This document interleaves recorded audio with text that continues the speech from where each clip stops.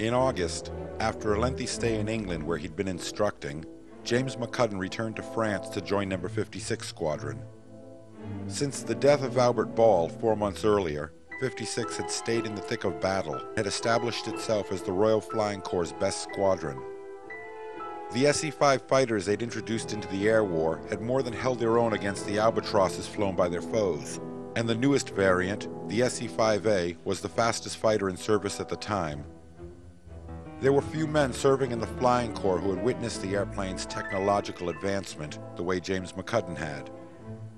Beginning with the antique Farman biplanes, McCudden had a first-hand acquaintance with virtually every major type of machine that had passed through the service. After nearly 4 years of serving in the Corps, it was with the SE-5A that the seasoned pilot would finally find his fame. By the time he joined No. 56 Squadron, McCudden was already an ace.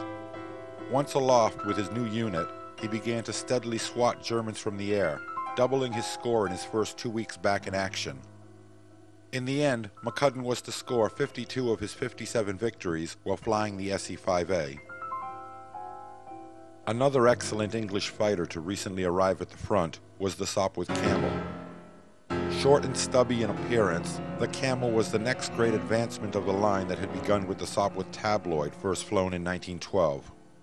A 130 horsepower Clerget rotary engine powered the craft to 115 miles per hour, which was a respectable, if not remarkable, speed. That was only half the story. Owing to the shortened length of the airplane, the engineers of the Sopwith Company had created the world's most maneuverable fighter. They had also created a machine that was remarkably difficult to fly. Where the plane's direct descendant, the Pup, had been a joy to take aloft, the Camel was a machine that offered its pilot not a single moment of relaxation.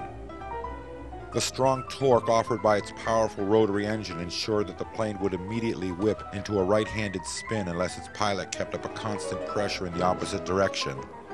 The planes were difficult to take off and even harder to land, needing to be literally flown to the ground at high speed. It's probable that more Camel pilots were killed due to accidents than enemy fire, but the Royal Flying Corps did have a new first-class fighter nevertheless.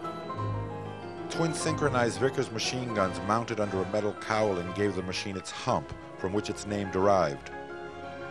Between July of 1917 and the armistice 16 months later, nearly 5,500 would be built, and Camel pilots would account for some 1,300 victories.